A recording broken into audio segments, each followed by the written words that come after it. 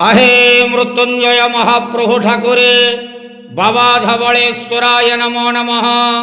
दीपं यदि परं ब्रह्म दीपं यदि जनार्दनः दीप हरत मे पापो पूजा दीप नमस्तुते। हे बाबा धवळेश्वर महाप्रभु संसार सुखी रखंतु। आज शुभ गुरुवार रे समस्त श्रद्धालु भक्त मानक आशीर्वाद करंतु।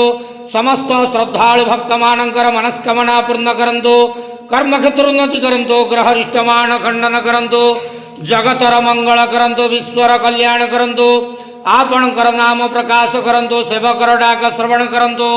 आपणक पाखरे जो भक्त मान मानसिक रखिचंती समस्त भक्त मानकर मनस्कामना पूर्ण करंतु।